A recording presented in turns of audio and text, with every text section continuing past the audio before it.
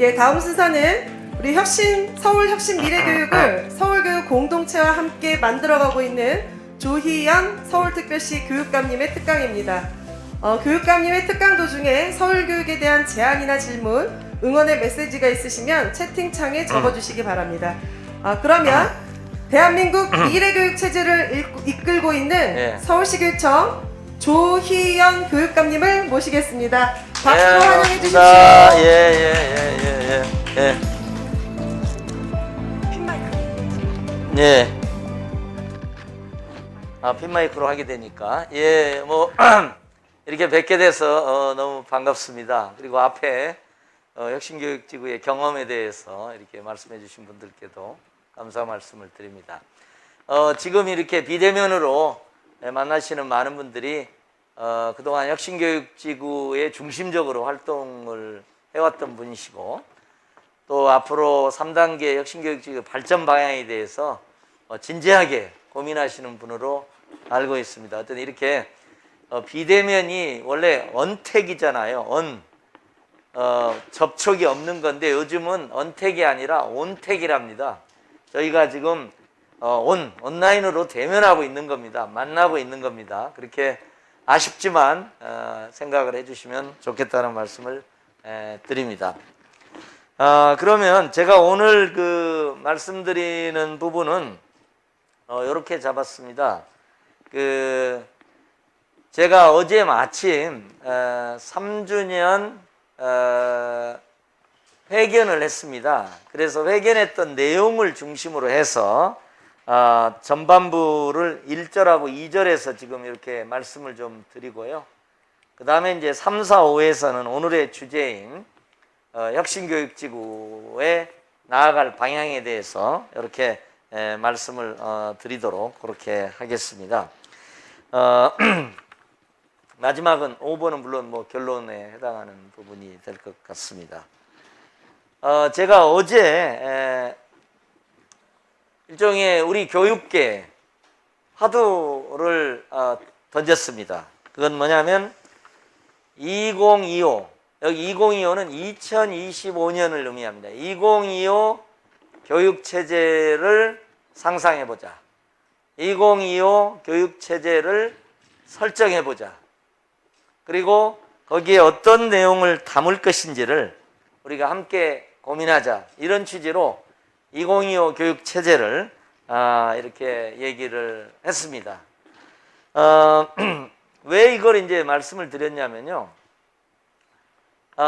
지금 우리 사회가 많이 바뀌었습니다. 그러니까 사회 그리고 자연의 변화에 적응하는 어떤 시대정신이 계속 바뀌어갑니다.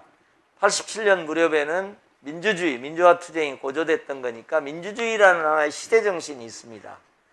최근에는 제4, 4차 산업혁명이라든가 이런 또 여러 가지 새로운 얘기들이 많이 나오고 있습니다. 이게 그 당시에 시대의 어떤 요구를 반영하는 어떤 겁니다. 그걸 넓은 의미의 시대정신이라고 한다면 우리가 이제 2025년, 지금의 2020년대 초반에 변화된 시대정신을 반영하는 새로운 교육체제. 저는 더 나가면은 이런 새로운 시대정신을 반영하는 국가체제, 사회체제, 복지체제, 고용 이런 것들에 대해 상상해보자고도 말씀을 드리고 싶습니다.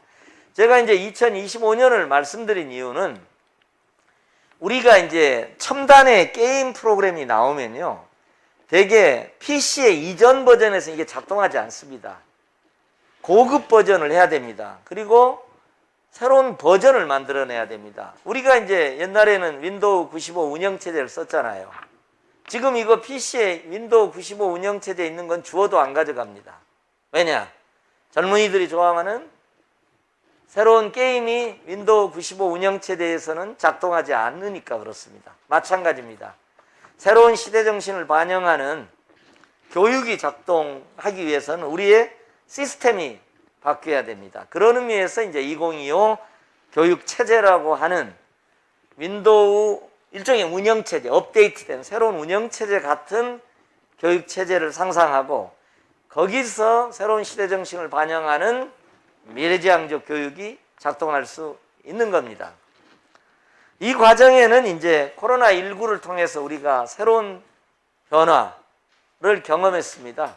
우리 문명, 사회, 교육에 대한 새로운 성찰을 갖게 됐습니다. 그래서 이런 것들을 담아서 변화를 만들어내야 된다. 이렇게 생각하는 의미에서 2025 교육체제를 말씀드렸습니다. 여기 이제 현대사의 이렇게 큰 흐름을 이렇게 놓고 보면요. 대개 이제 교육 쪽에서는 이렇게입니다. 이 50년대, 60, 70년대의 어떤 산업화 시대, 그때는 또 권위주의 시대였거든요. 독재 시대였습니다. 이때의 교육 어떤 시스템, 패러다임이 있었습니다. 교육 체제가 있었죠.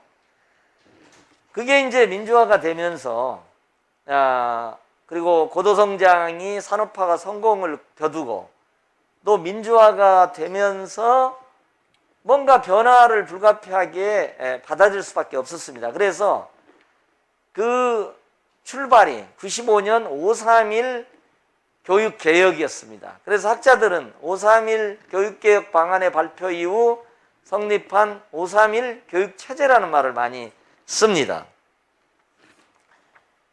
그러니까 이것은 약간 뭐라 그럴까, 이제 고도성장이 성장하고 시장이 성장하고 민간 부문의 국부가 늘어났잖아요. 민간 부문의 부가 증대되고 시민사회도 성장하고 그 다음 민주화의 요구도, 그러니까 옛날에는 이 개발독재 시대는 국가가 모든 걸 다 통제했잖아요. 권위주의적 방식으로.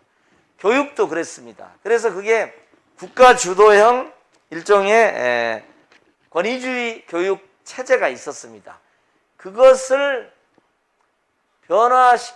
새로운 시대 정신에 맞춰서 변화시킨다고 해서 만든 게 531 교육체제인데, 지금 입장에서는 이것이 많은 문제를 갖고 있게 되는 겁니다.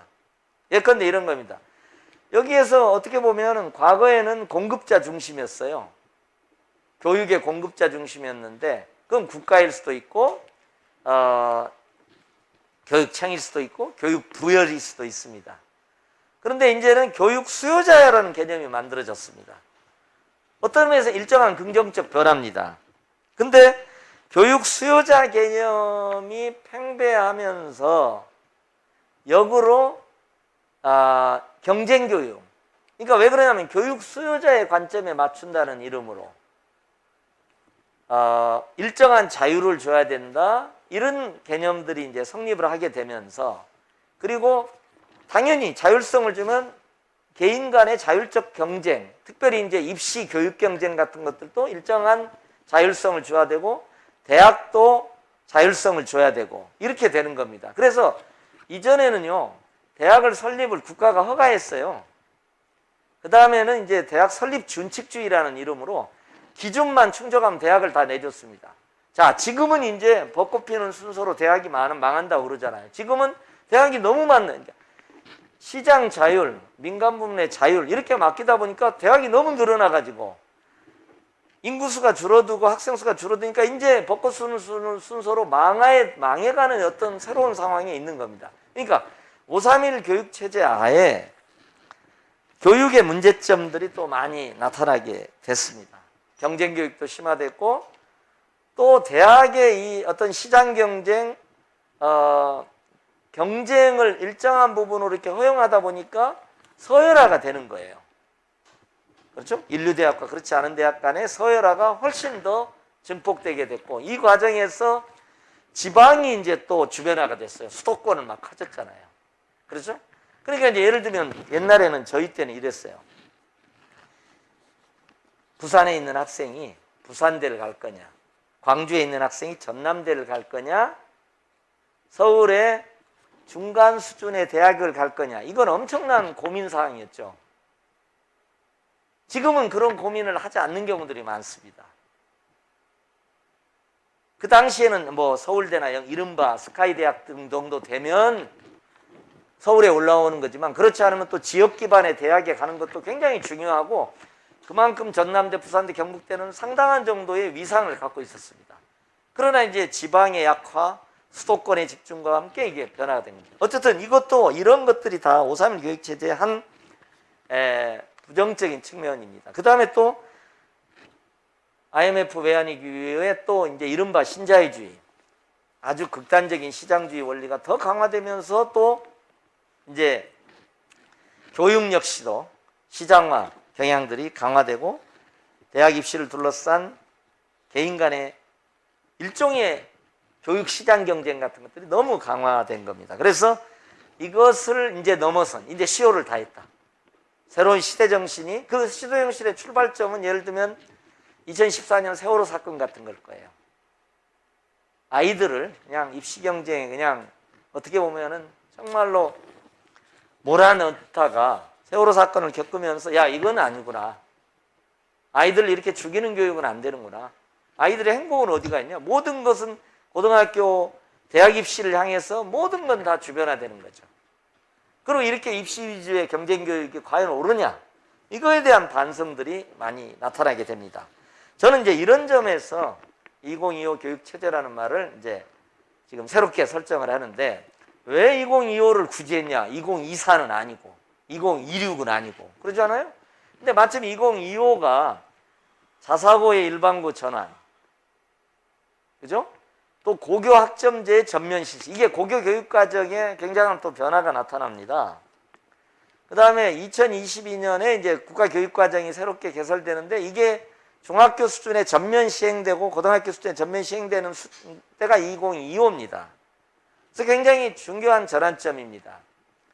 제가 개인적으로는 지난 10여 년간의 그 531 교육체제 하에 질식되고 또 아이들이 대학 입시 경쟁에 매몰되는 그 교육을 넘어서기 위한 지난 10년 동안의 지난한 교육혁신 노력들이 있었습니다. 그걸 저는 혁신교육 1.0 시대였다. 지금까지가 혁신교육 1.0 시대였는데, 이제 혁신교육 2.0 시대로 전환을 해야 된다. 그런 의미에서 보면 앞으로 혁신교육 2.0 시대를 광활하게 열어가야 되는데, 그 중간 기착지가 저는 2025 교육체제를 만들어내는 것이 아니냐. 2025 교육체제의 가장 핵심은 아마 평등교육이라고 봅니다, 저는. 왜냐하면 이게 시장경쟁화에서 인류와 비인류가 구분되고요. 그 다음에 고등학교 수준에서도 인류 고등학교와 그렇지 않은 고등학교가 분리되는 계층 분리교육, 계급 분리교육을 넘어선 수평적 다양성이 꼽히는. 그러니까 예를 들면 자사고, 일반고 전환 같은 경우는 이렇게 특목고, 외고, 자사고, 일반고 이렇게 서열화되는 게 아니고 수평적으로 다양한, 그래서 어느 학교에 가든지 거기서 자기가 원하는 다양한 교육을 할 수 있는, 그런 의미에서 이제 이게 서열화된, 계층적으로 분리된, 부모의 부가 아주 강력하게 아이들의 교육에 작용하는 그런 계층 분리 교육이 아니라 수평적으로 다양한 교육을 만들어내는 것이 2025 교육체제의 핵심이고 과제다, 이렇게 생각합니다. 어쨌든 2025 교육체제는 비어 있습니다. 여러분이 상상하십시오. 뭘 채울지. 저도 정답을 갖고 있지는 않습니다. 어제 말씀드렸던 저희들의 생각, 서울교육청의 생각을 잠깐만 말씀을 드리겠습니다.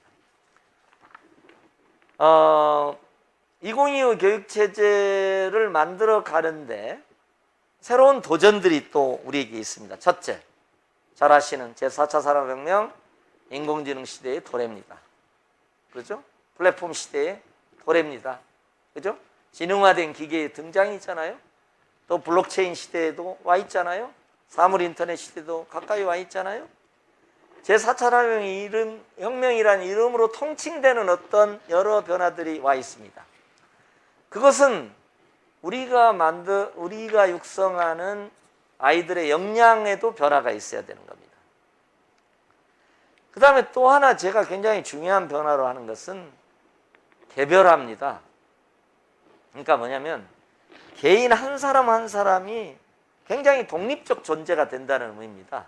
그리고 각자가 개별적으로 고유한 요구와 생각과 목소리와 이런 걸 갖게 되는 겁니다. 뭐다 할까요?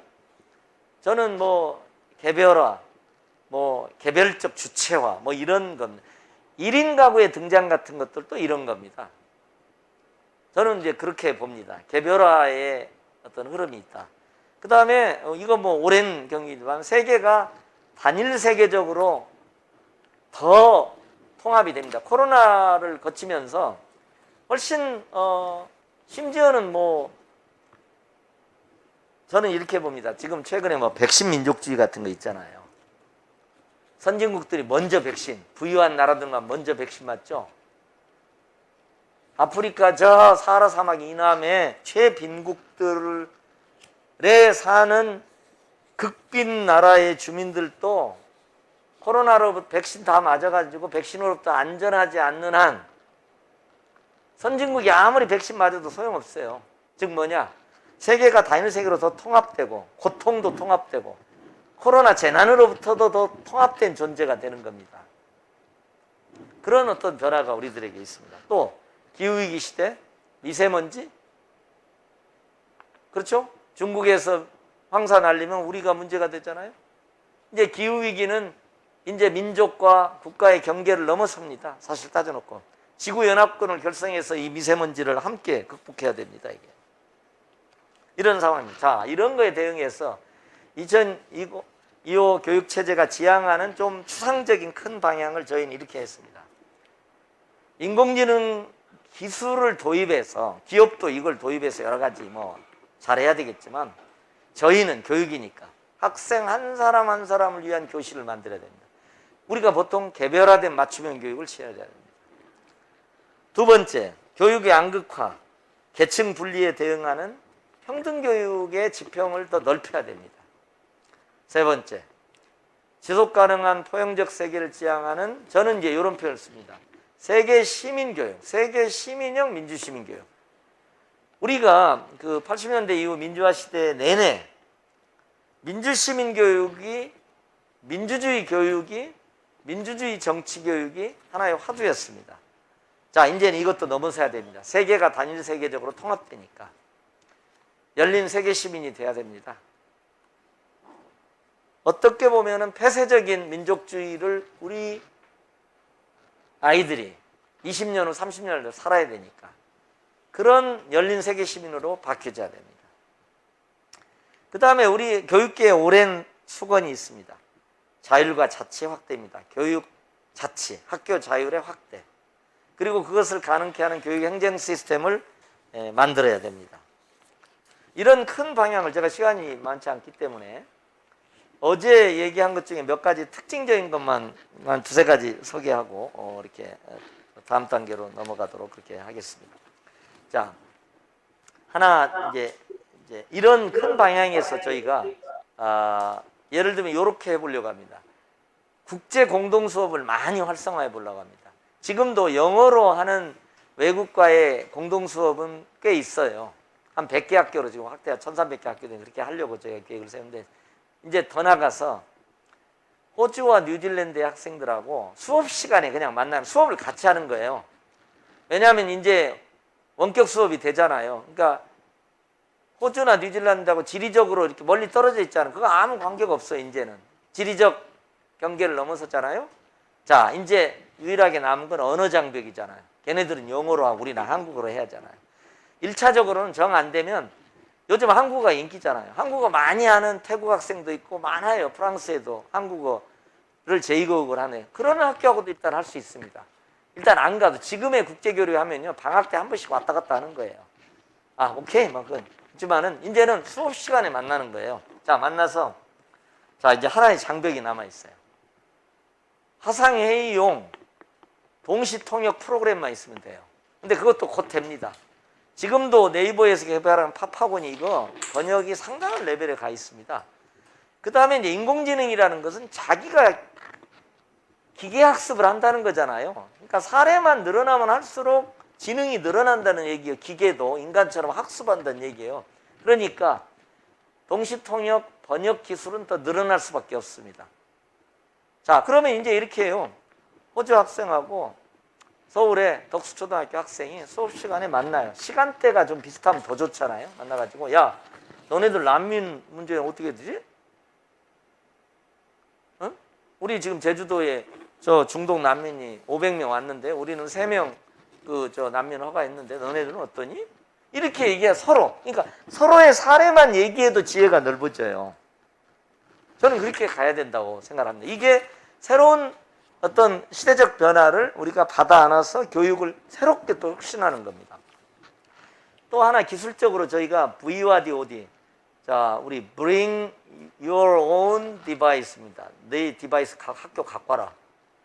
그러니까 지금은 학교에 이렇게 스마트 기기를 비치합니다. 한 학생 수 대비 한 20% 정도 비치를 해서 수업 시간에 갔다가 걷어서 충전하고 다음 수업 시간에 이렇게 합니다. 지금은 휴대학습을 하자는 거예요. 스마트 기기 갖고 다니라게 가방에 쏙쏙 넣어가지고 다니라는 겁니다.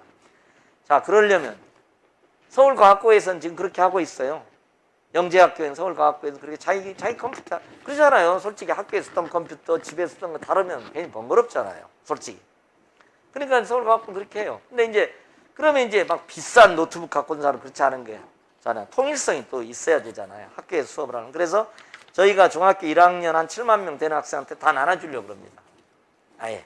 그래서 저희가 한 600억 정도 예산을 지금 추경해서 통과를 했습니다. 1인 1 스마트빅이 휴대학습을 하자. 이렇게 지금 가고 있습니다. 어쨌든 이런 등등의 새로운 교육정책적 노력들을 지금 하겠다는 말씀을 드리고요.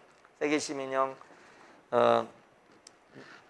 교육도 여러 가지 지금 많이 지금 계획을 지금 하고 있습니다. 그리고 저희가 보통 이제 미래 책임 자치 상생 이렇게 이제 말을 하는데 최근에 그 기초학습 그 기초학력 문제가 또 상당히 문제가 되잖아요. 그래서 그 부분도 저희가 대책을 하고 있습니다. 자, 세 번째로 넘어가겠습니다. 자, 서울혁신교육지구가 지나온 길. 서울형 혁신교육지구의 지향은 아까 우리 학생이 경험을 통해서도 어떻게 보면 부쩍 성장한 모습들을 자기가 혁신교육지구 사업에서 마을과 결합된 여러 가지 교육활동을 통해서 성장한 모습들을 얘기를 하셨잖아요. 그러니까 저는 결국은 마을과 학교, 그 다음에 학교를 관장하는 교육청과 교육지원청과 그 다음에 마을을 관장하는 일반 지자체, 그러니까 서울시, 시도, 구청, 군이죠. 시골 같은 경우는 이런 지자체가 함께 협력하는 거죠. 그렇죠? 그래서 또 마을에 있는 일반 학부모와 민과 또 저희들로 상징되는 관과 학교가 협력하는 거예요. 그걸 지난 수년 동안 혁신교육지구에 새로운 길을 열어왔습니다. 그래서 전국적으로 개념은 다르지만 이게 진행이 됐고 저희만 하더라도 제가 2014년에 교육감이 될 때 2개 시범지구에서 지금 제가 4년을 마칠 때는 25개 자치구 전체로 다 확산이 됐습니다.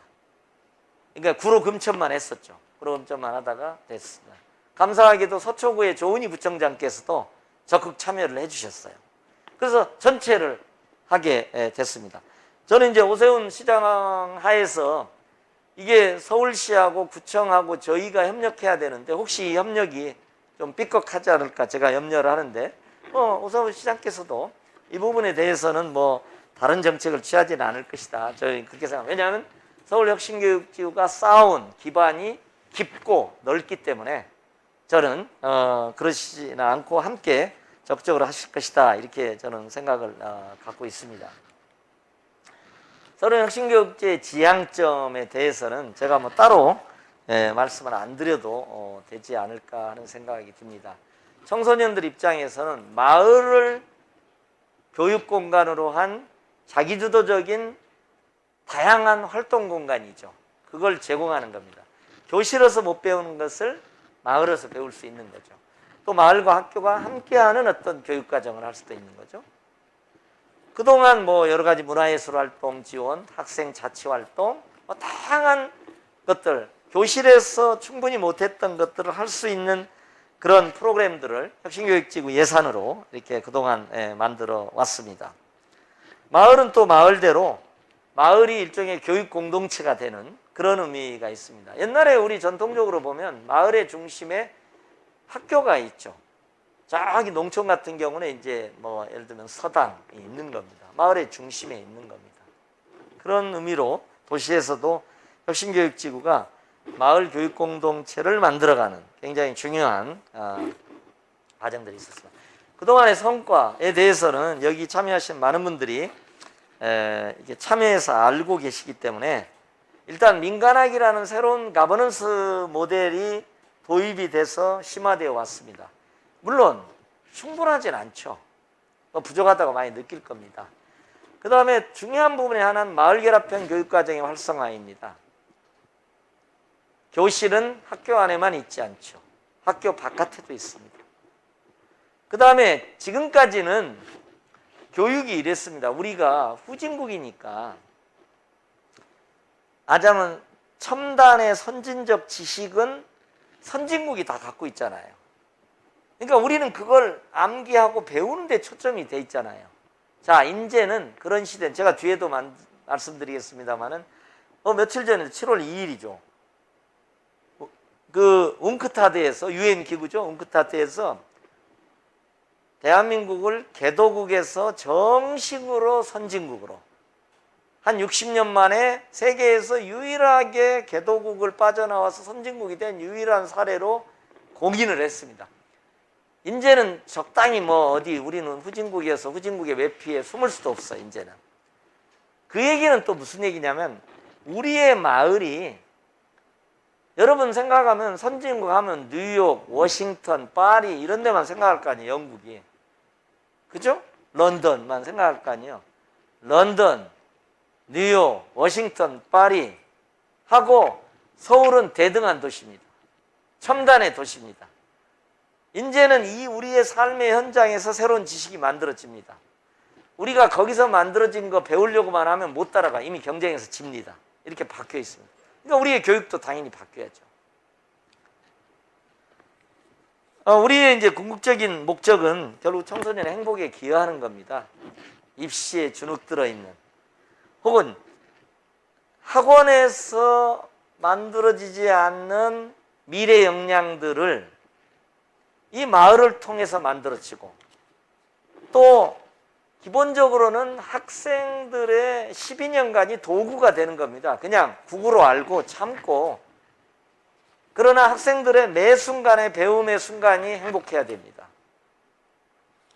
저는 어제 회견문에서도 우리의 교육의 핵심 목적 가치를 행복과 평등이다. 저는 그렇게 말씀을 드린 바가 있습니다. 자, 요거에 대한 여러분들이 너무 잘 아시기 때문에 또 앞으로 나아갈 방향에 대해서 몇 가지 말씀을 드리도록 그렇게 하겠습니다. 저희가 이제 경기도에서 좀 혁신교육의 역사가 많잖아요. 전북이라든가 이런 데든지 혁신교육 역사가 높잖아요. 그래서 경기에서 서울형 몽실학교가 만들어져 있습니다. 그러니까 어떻게 보면 마을결합형 공유공간이고 청소년의 뭐라 그럴까 자율학습 공간이라고 할까 마을과 연계된 이런 부분을 저희가 지금 구로에 하나를 만들고 이걸 가능하면 저는 권역별로 좀 확대를 했으면 어떨까 하는 생각이 듭니다. 그리고 지금 이제 그린 스마트 스쿨이 이제 오래된 40년 이상 노후 건물이 전면 개축되는 경우가 있습니다. 그러면 한 동 정도는 마을결합형 공유 건물로 좀 만들어졌으면 좋겠다는 생각을 갖고 있습니다. 거기에 서울형 몽실학교 공간도 들어갈 수 있을 거고요. 여러 가지 돌봄과 관련된 이런 것들도 이제 들어올 수도 있을 거고요. 문화예술 공연장도 들어올 수 있을 거고요. 경우에 따라 도서관도 들어올 수가 있고 여러 가지 마을과 함께하는 이 공간들이 들어갈 수 있을 것이다 이렇게 생각을 갖습니다. 혁신교육지구 사업과 관련된 어떤 공유 공간이 하나쯤 만들어져 있다면 저는 좋겠다 이렇게 생각을 갖고 있습니다. 그 다음에 이제 두 번째 마을교육 공유 공간들이 지금 이제 학교 입장에서는 여러 가지 이제 학교의 공간을 공유하는 데 따른 애로들이 있어요. 실제 보안 문제도 있고요. 관리 문제도 있습니다.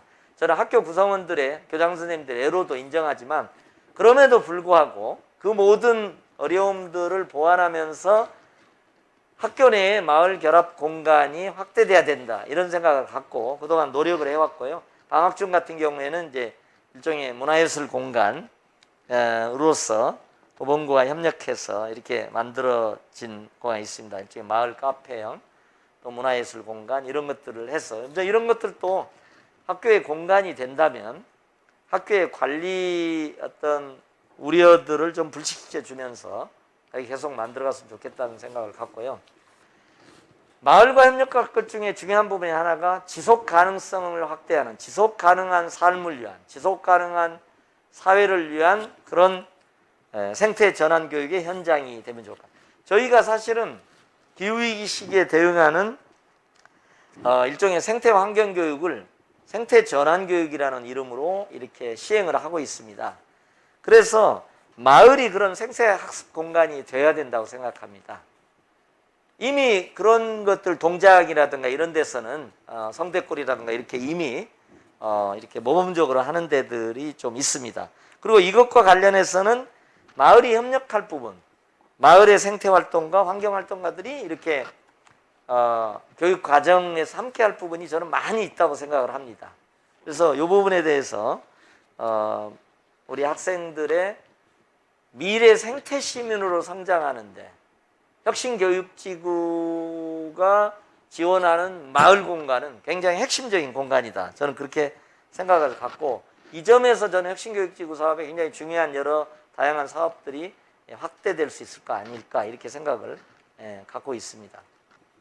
그 다음에 이제 우리 중요한 과제 중에 하나는 자 우리 아이들에게 필요한 것들 특별히 뭐 가정이 부유해가지고 중산층 아이들도 물론 중요하지만은 어떻게 보면 중하층 또 어려운 학생들 교육복지 대상 학생들이 온전하게 성장할 수 있도록 마을의 자원과 교육청의 자원, 학교의 자원이 통합적으로 운영되고 주어지는 것 이게 가장 중요한 겁니다.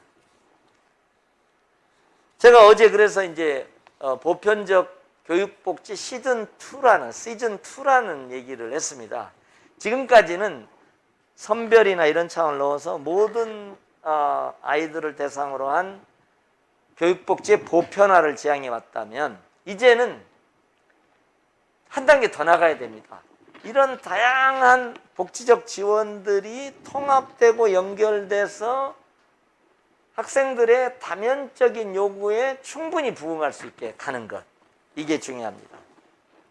그래서 이제 어떻게 마을의 복지와 그러니까 청소년 아동들을 위한 여러 가지 다양한 가족 복지 지원들, 가족을 위한 지원들, 가정을 위한 지원들, 청소년 아동을 위한 여러 지원들, 학교에서 주어지는 여러 교육복지 지원이라든가 최근에 이제 기초학력 부진 학생들을 위한 학습복지 지원, 학습장애 지원, 또 심리정서 지원들을 어떻게 이렇게 통합적으로 할 수 있을까 하는 게 저는 중요하고 앞으로 이런 점에서 저는 제가 이제 7년을 있어 보니까 이러더라고요.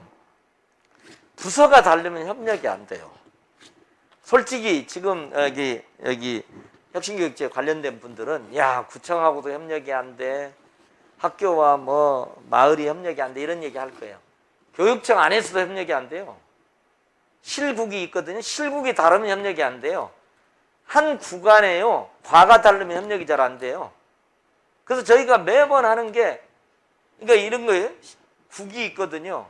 그 다음에 과가 있어요. 그 다음에 팀이 있어요. 팀이 다르면 협력이 안 돼요. 협력을 하려면 TF를 만들어야 돼요. 부서를 넘는.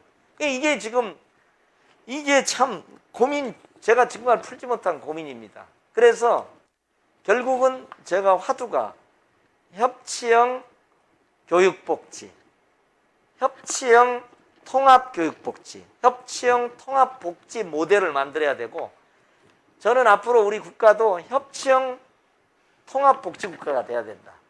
그냥 복지국가 아니고 협치형 통합복지국가가 되고 그것을 가능케 하는 어떤 우리 국가 관료 시스템, 공무원 시스템의 어떤 재구성이 좀 필요하죠. 근데 어떻게 해야 될지 저도 아직 정답을 못 가지고 있습니다. 그러나 최소한 그건 필요하고 하나의 작은 노력의 하나로 저희가 교육 후견제 인재라는 것을 시작합니다. 마을 활동가나 퇴임 교원들을 가지고 지금 1차 저희가 제도 개발을 하는 과정이니까 한 30분 정도 지금 훈련 과정을 지금 밟고 있습니다. 그래서 이분들은 우리 사회의 교육복지, 마을복지, 지자체복지, 국가복지에 대한 일종의 종합정보센터로 되실 수 있도록 좀 이렇게 모든 복지 프로그램들을 좀 폭넓게 아시도록 지금 연수를 하고 있습니다. 자, 그러면 저는 다른 거 생각하지도 않아요. 이런 겁니다. 교육복지 대상 아이가 있어요. 그럼 부모님이 어려운 집일수록 직장맘이고 직장 나가서 아이들 돌보지도 못하는 원격 수업도 그래서 격차가 심해져요. 그러면 저는 이 후견인이 직장을 찾아가요. 담임 선생님을 먼저 만나고 아이의 학교 생활, 학습 부진 이런 것들에서 좀 정보를 이렇게 알고 해가지고 그 다음에 학교를 찾아가요. 그럼 아이의 가정생활 어떤지, 가정에서는 지원 어떤지 저는 그 상담만 해도 된다고 봐요. 그러면 우리 애가 이런 점이 좀 부족한 것 같아요. 그러면 그것은 구청에 이런 프로그램이 있습니다. 마을에 이런 심리정서 결핍 현상이 있어요. 마을에 어디에 이런 상담기관이 있습니다. 제가 연결시켜주죠. 부모님 동의하시면 제가 데리고 갑니다.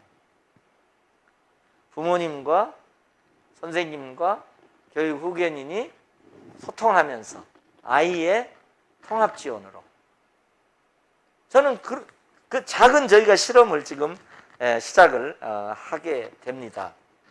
뭐 이런 걸 뿐만 아니라 좀 국가적 수준에서도 좀 그런 통합적 그리고 당연히 기관의 벽을 넘는 협치형.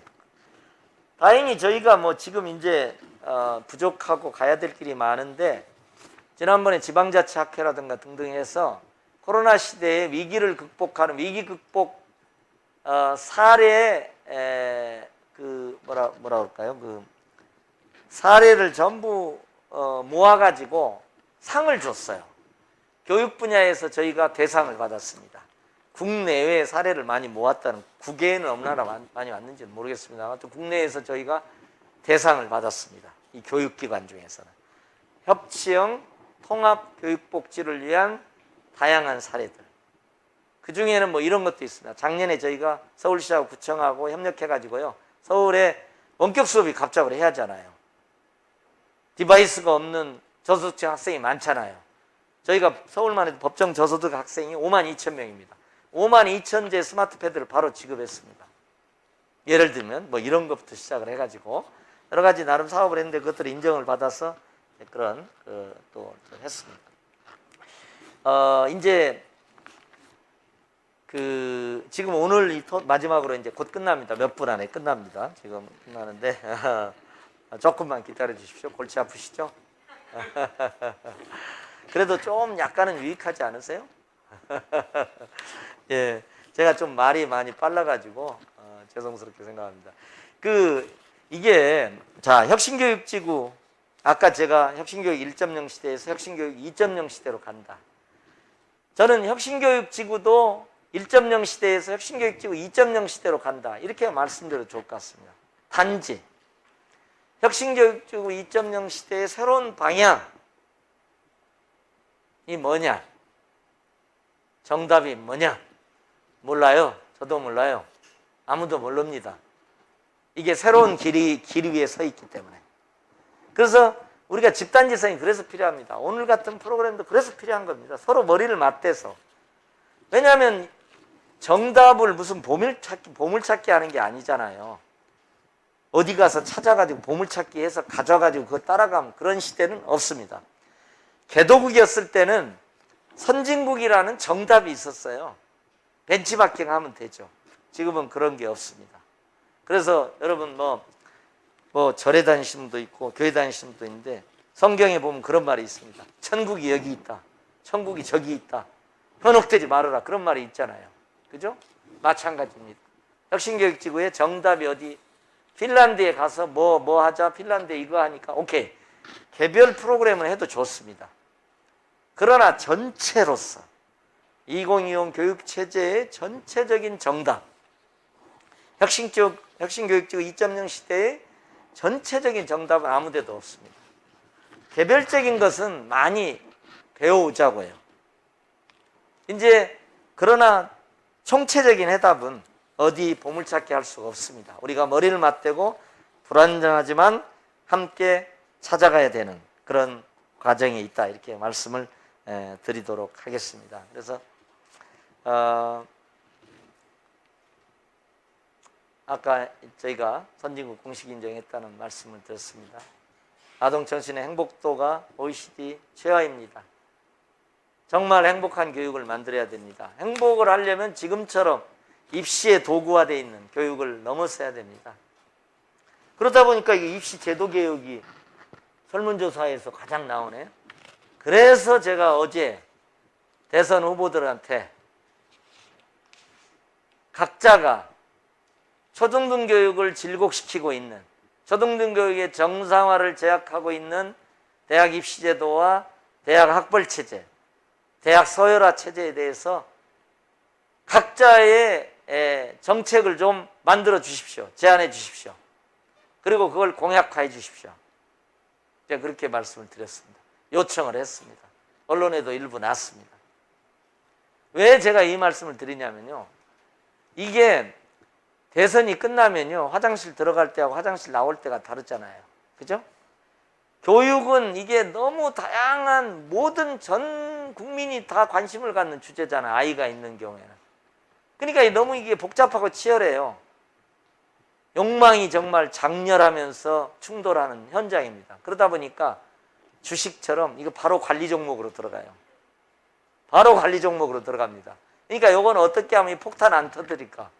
그러니까 미래지향적 방향으로 좀 갈등을 무릅쓰고 이 길을 만들어가고 개혁을 한다. 이런 얘기는 화장실 들어가기 전 얘기입니다. 화장실 나온 다음에는 바로 관리 종목이 됩니다. 그래서는 안 되겠다는 겁니다. 국민 앞에 공약을 하면서 아이들이 행복한 교육을 만들어가는 약속을 하는 과정이 오히려 대선 경쟁 국면이 되는 게 어떠냐. 이렇게 이제 저는 말씀을 드리게 되는 겁니다. 그래서 저희가 만들어갈 미래 교육 중에 하나는 교육이, 배움이, 학습이 교실과 학교에서만 이루어지는 게 아닌 거죠. 그걸 넘는 더 넓은 학교, 더 넓은 교실이 마을과 지역사회에 있는 겁니다. 그것을 만들어가는 교육이 마을 결합형 교육이고, 아이들의 교육복지도 마을과 결합해서 총체적으로, 협치적으로, 통합적으로 제공해야 되는 거고. 그죠? 그런 미래 교육들을 우리가 이제 만들어 가야 되는 겁니다. 그래서 함께 머리를 맞대고 함께 했으면 좋겠습니다. 제가 이런 어떤 저희 교육청 수준에서 말씀을 드리는 거고요. 함께 집단지성을 형성해 가면서 새로운 길을 개척해 갔으면 좋겠다. 이런 말씀을 드리고자 합니다. 어떤 긴 시간 공청해 주셔서 감사하다는 말씀을 드립니다. 고맙습니다. 네, 어린이 청소년의 행복한 성장을 위해서 힘내시라는 응원의 의미에서 우리 조희연 교육감님께 힘찬 박수 부탁드리겠습니다. 네, 고맙습니다. 네, 박수 받고 내려가려고 기다리고 있었습니다. 예, 서울교육 공동체와 함께 만들어가는 2025 교육체제에 대해서 우리 혁신교육지구 민관학도 함께 해주시기를 부탁드리겠습니다. 함께 해주실 거죠? 예, 감사합니다. 다음은 서울형 혁신교육지구 자문관님이신 이명승 자문관님께서 이번 워크숍 사전 설문조사 결과와 함께 시민학습 모임에 대한 제안을 해주셨습니다. 아까 우리 교육감님 강의에서 우리 혁신교육지구 민관학들도 가장 중요한 그 제도 개선이 입시제도 개혁이다라는 말씀을 해주셨는데요. 어제 또 교육감님이 말씀하신 2025 교육체제에서도 교육감님이 이런 제안을 하셨습니다. 예, 그 설문조사 결과들, 세부적인 결과들을 우리 이명승 자문관님께서 말씀해 주시겠습니다. 박수 부탁드리겠습니다. 네, 반갑습니다. 네, 예, 참여협력 담당관의 지역사회 협력 자문관 있습니다. 네, 이명승이라고 합니다. 반갑습니다. 네, 저 앞에 화면이 좀 작아가지고 제가 프린트물을 좀 해갖고 왔습니다. 중간중간에 프린트를 보면서 좀 설명을 드리도록 하겠습니다. 오늘 오랜만에 이제 민간학 그 워크숍이 진행되고 있는데요. 이 민간학 워크숍을 준비하는 과정에서 사전 설문조사를 함께 참가 신청과 받았습니다. 그래서 제가 그 사전 설문 결과를 오늘 이제 발표하게 되는데요. 네, 자세히 한 장씩 넘겨가면서 설명 좀 드리도록 하겠습니다. 네, 그 설문조사 결과 말씀드리기 전에 설문의 기본 사항 좀 말씀을 드리면 6월 25일부터 7월 2일까지 8일간 설문조사 기간이 진행됐고요. 이 자료에는 지금 170여 명의 사전 응답해 주신 분의 결과가 나와 있습니다. 근데 제가 어제 늦게 저녁에 확인했는데 210명이 응답을 해 주셨습니다. 약 40명 정도의 분들은 발표하는 내용에 소중한 의견이 담겨지지 못했습니다. 그리고 기본 사항으로는 가장 많은 설문에 참여하신 분들은 학부모, 지역사회, 업무 담당자, 교원, 어린이 청소년이었습니다. 가장 어린이 청소년의 비율이 좀 낮았던 게 좀 아쉬운 결과라고 생각이 들고요. 또 지역적 좀 편차도 있었습니다.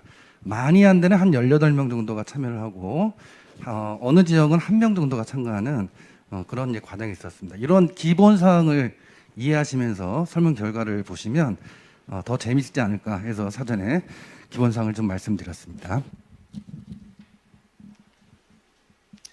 네, 혁신교육지구 8년의 성과를 묻는 질문인데요. 쉽게 얘기하면 만족도, 사업 방향에 대한 만족도입니다.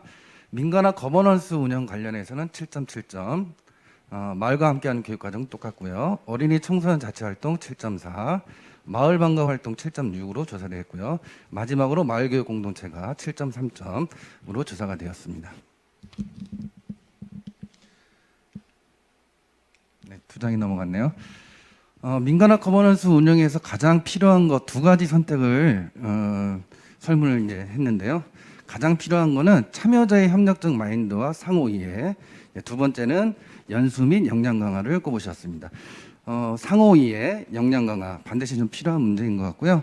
이런 기본 토대가 좀 되는 속에서 민가나 거버넌스가 신뢰 관계가 형성되면서 원활하게 운영되지 않을까 이렇게 생각을 좀 해보았습니다. 네, 마을 결합형 교육과정 운영에 필요한 것. 네, 자꾸 다른 데로 넘어가서 마을 결합형 교육과정 운영에 필요한 것 2가지 선택하게 했는데요. 공감대 형성과 마을 결합 교육과정에 대한 콘텐츠 그리고 마을 강사의 역량 강화 이런 부분들을 높게 해주셨습니다. 저는 좀 개인적으로는 마을 결합 교육과정 협의회 운영 요게 그 다음에 순위로 나왔다고 보는데요. 이제 이 사업을 실제 마을 결합 교육과정 운영하면서 만남이 필요하고 소통이 필요한 거에 대한 학교와 지역사회의 요구성과 필요성이 좀 발현된 게 아닌가 이렇게 개인적 의견을 덧붙여 보겠습니다. 네, 어린이 청소년 자치활동 관련해서는 2가지인데요. 자치공간 확보, 그 다음에 자치경험 확대 및 자기주도적인 활동 강화를 꼽으셨습니다. 누구나 이제 생각하는 것처럼 어린이 청소년들이 갈 공간이 없다. 지역사회에서 이런 얘기들이 많이 나온 건데 정확하게 의견들을 많이 주셨던 것 같습니다. 네, 마을 방과 활동을 위해 필요한 것 2가지 선택을 요구했는데요. 공감대 형성 및 가장 높은 거는 이제 공간과 행재정적 제도 마련, 공감대 형성 및 지원 체계 마련을 꼽으셨습니다. 지금 설문 내용에 쭉 이렇게 보시면 상호 이해, 공감대 이런 분들이 압도적으로 많은 선택을 하셨습니다. 그 이야기는 어떤 사업을 추진하는 과정에서 기본적으로는 상호 신뢰와 이해와 공감대가 이 사업의 결과를 크게 좌지우지하기 때문에 이렇게 선택해 주신 것으로 판단이 되어집니다. 키워드로 보는 마을교육 공동체 구축에 필요한 것 보시는 것처럼 화면에서 거버넌스, 상호이해, 학습 공동체가 이 단어를 키워드로 많이 선택해 주셨습니다. 제가 이제 이 설문 결과 이제 말씀은 끝났는데요. 어떻게 좀 비슷하게 나온 것도 있고 또 내가 선택한 거는 아니지만 다른 분들의 의견도 약간 엿볼 수 있는 시간이었는데요. 저는 이 설문조사가 그냥 설문에서 그치는 것이 아니라 새로운 도약을 위한 지역의 기초 자료로 좀 활용됐으면 좋겠다 이런 말씀을 덧붙이면서 이번 설문조사 결과를 마치도록 하겠습니다. 이어서 제가 계속 진행하면 되겠죠? 네, 2021년 서울형 혁신교육지구 시민학습 제안 좀 드리려고 하는데요. 네, 이게 사실은 시민참여형 교육정책 연구사업이라는 제목으로 사업을 좀 제안을 하고자 합니다. 내년부터 이제 올해 2기 서울형 혁신교육지구를 마무리하고 3기 서울형 혁신교육지구 기초 이 방향 설정을 위한 토론들이 계속 진행될 텐데요. 추진 방향과 정책 수립을 위한 구체적인 연구 과제를 좀 도출하고 현장 중심의 실현 가능한 교육 정책을 마련하고자 시민 참여형 교육 정책 연구 모임을 제안을 드립니다. 사실은 이제 8년간의 혁신교육 서울형 혁신교육지구의 과정 속에서 지역사회, 학교 많은 우수한 사례들이 이제 나왔습니다. 이런 것들을 좀 정책적으로 방향성을 설정을 해서 확산을 어떻게 시킬 것인가에도 사실은 과제가 있습니다. 이런 과제를 하기 위해서 우리 스스로 연구를 좀 진행을 해보자 이렇게 좀 제안을 드리는 겁니다. 이게 이제 7월 19일부터 29일까지 접수를 좀 받을 예정이고요. 연구 분야는 딱 두 가지입니다. 지정을 해서 저희가 제출하는 게 있고요. 스스로 자율적으로 주제를 정해서 제출해 주셔도 됩니다. 지정 주제에 관련해서 설명을 드리면 민간화 거버넌스 활성화를 위한 사례 및 실천 방안 연구, 두 번째는 지속 가능한 서울혁신교육지구 추진을 위한 교육 주체 역량 강화사입니다. 학생, 학부모, 교사, 지역사회 이렇게 될 것 같고요. 동단위 마을교육 공동체 구축 사업, 지역사회에서 많이 이제 사업을 추진하고 있는데요. 여기에 대한 확산을 위한 사례 연구도 좀 해보면 어떨까 이런 거고요. 마을결합형 학교 운영 개선 방안 연구, 그다음에 초등돌봄 사각지대 해소를 위한 학교 마을 협력 방안. 지금 이제 원종의 돌봄 체계 관련해서 이제 서울시에서 우리 동네 키움센터를 하고 있고 초등 돌봄 교실을 학교에서 운영을 하고 있습니다. 이런 것들의 어떤 협력 방안들을 어떻게 좀 찾아낼 것인가 이런 것도 좀 중요한 문제이지 않을까 이렇게 생각이 듭니다.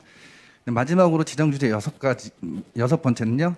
기후기 관련한 마을과 학교의 연계 협력 방안 이런 것들을 좀 지정해서 주제를 좀 드렸고요. 자율 주제는 말씀드린 대로 자율적으로 판단하시면 될 것 같습니다. 그 연구 선정은 총 9개 팀밖에 예산상의 문제 때문에 9개를 선정할 건데요. 지정 주제 6개, 자율 주제 3가지로 진행할 예정입니다. 참여 대상은 서울 교육 발전에 관심 있는 학생, 학부모, 교사, 시민, 그다음에 서울 거주하는 연구 모임, 5인 이상의 모임으로 개인 및 단체에 할 예정입니다. 그 옆에 보시는 일정대로 진행될 예정이고요. 다소 추진상에 일정이 변경될 수 있다는 것을 말씀드리겠습니다. 그 다음에 참여 방법, 접수 방법, 접수처, 문의 이렇게 연락처 있으니까요 주시면 될 것 같습니다. 기타 안내를 읽어보시면 될 것 같습니다. 이상으로 발표를 마치도록 하겠습니다. 고맙습니다.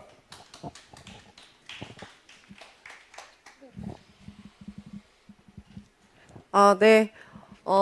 우리 오늘 워크숍을 통해서 그 사전 설문조사 결과와 그다음에 그 시민 학습 모임 저희가 지금 파일로 그 채팅창에 공유를 해드렸습니다. 세부적인 내용은 조금 변경될 수 있습니다만 저희가 함께 좀 학습하고 또 성장을 하고 이것을 또 8월의 정책 포럼과 10월에 열리는 컨퍼런스에서 함께 나눠주시기를 좀 부탁을 드리겠습니다.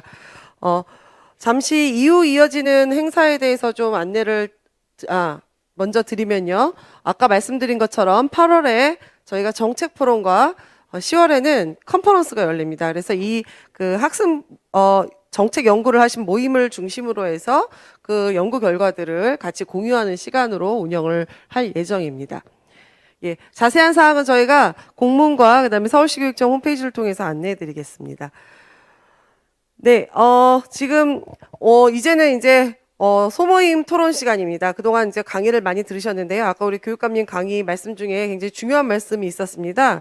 이제 앞으로의 사회가 개별화, 그리고 개인의 주체성이 강화되는 사회다. 이렇게 말씀해 주셨는데요. 이제 드디어 그런 시간이 왔습니다. 저희가 이제 지금부터 모둠 토의를 진행하고자 합니다. 지금 현재 그 소모임 활동 공간이 15개가 마련되어 있습니다. 저희가 이번 토론은 여러 가지 사전에 이렇게 기획회의를 하면서 논의를 했는데요. 주체별로 토론하는 게 아니라 주체별로 서로 이해를 하기 위해서 민간학이 좀 골고루 섞여서 토론을 하자. 이렇게 말씀을 해주셔서 저희가 임의로 소모임방 배치를 했습니다. 소모임방 토론방에서는 혁신교육지구의 성과와 나아갈 길이라는 주제를 가지고 소통의 시간을 갖고자 합니다. 혁신교육지구 개선 방안이라던가 향후 발전 방안에 대해서 다양한 상상과 논의가 이루어지기를 바랍니다. 지금 화면에 그 소모듬을 이끌어 주시는 15분을 저희가 소개해 드렸는데요. 여기 12분의 장학사님과 그다음에 3분의 민간 대표분들께서 좀 수고를 해 주시겠습니다. 오늘 모듬 토의의 회의 결과는 그 소모임방 채팅창을 통해서 패들렛 주소를 공유해 드립니다. 사용법은 저희 소모임방 이금희 선생님들께서 말씀을 해 주실 거고요. 여기에서 토론된 내용들과 그다음에 아까 채팅창에 나왔던 교육감님의 그 강의 도중이나 우리 행사 도중에 나왔던 의견들을 모아서 주요 내용들을 가지고 8월 31일 정책 포럼 때 결과 발표와 공유를 하도록 하겠습니다. 예, 오늘 15개의 이 소모든방이 운영되기 때문에 서로 토론 그 종료 시간이 다를 것 같습니다. 충분히 서로 논의들을 하시고요. 저희가 한 5시 한 40분에는 지금 5시네요. 이제 5시여서 저희가 한 5시 50분에는 전체적으로 방을 종료하도록 하겠습니다. 그래서 그 전까지 주체별로 좀 토론을 해주시기를 부탁드리겠습니다. 예, 저희가 여기서 끝이 아니고 토론을 해주시고 그리고 나중에 이 토론 결과를 8월 정책 포럼에서 다시 나누는 것으로 그렇게 하고요. 지금 아까 우리 굉장히 의미 있었던 시간 중에 구로 혁신교육지구 온마을극단의 이정현 학생의 그 뮤지컬 공연 영상을 저희가 이 소모임방 이동하는 그 사이에 상영하도록 하겠습니다. 이 영상 편집도 역시 구로 청소년연합의 그린나래 출신 청년 멘토가 직접 편집을 해주었다고 합니다. 이 영상을 보시다가 소모임방으로 이동하시면 되겠습니다.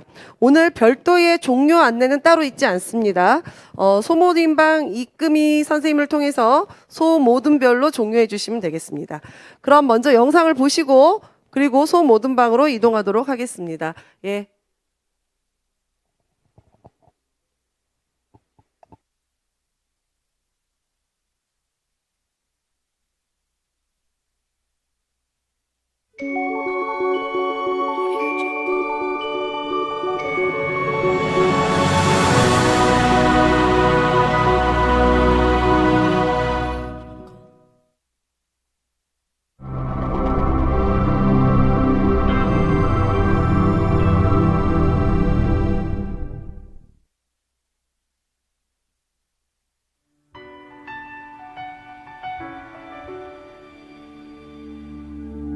어둠이 낯설지 않아 모두가 말해 날 원하는 세상은 없어 난 그게 진실인 줄 알았어 포기해 너를 사랑할 사람은 없어 난 그래도 이겨낼 거야 날 위한 길 있을 거야 나는 빛나니까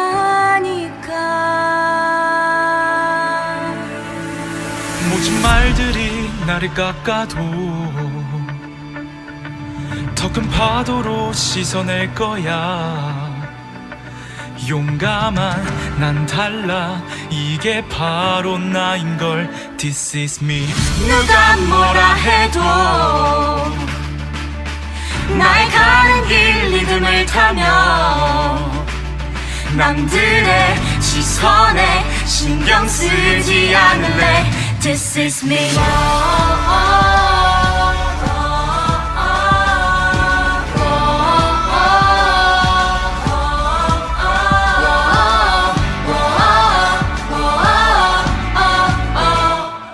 또 다른 중인 나를 향하네 뭐 할 테면 해봐 무릎 꿇지 않으리 이제 벽을 뚫고 나가 저 빛을 향해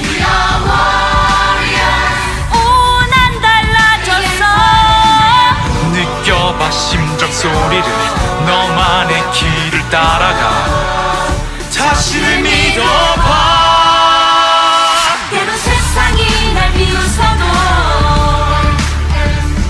더 큰 파도로 씻어낼 거야 그 어떤 시선도 나를 두렵지 않아 This is me 누가 뭐라 해도 마음을 바쳐 힘진 아리라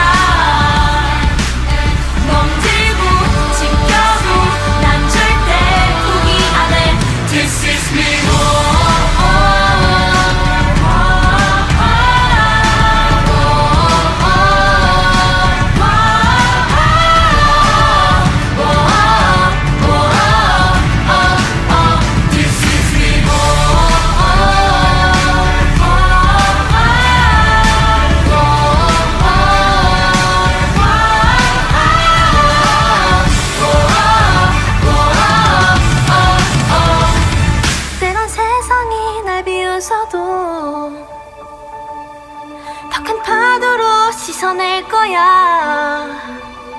그 어떤 시선도 나는 두렵지 않아. This is me.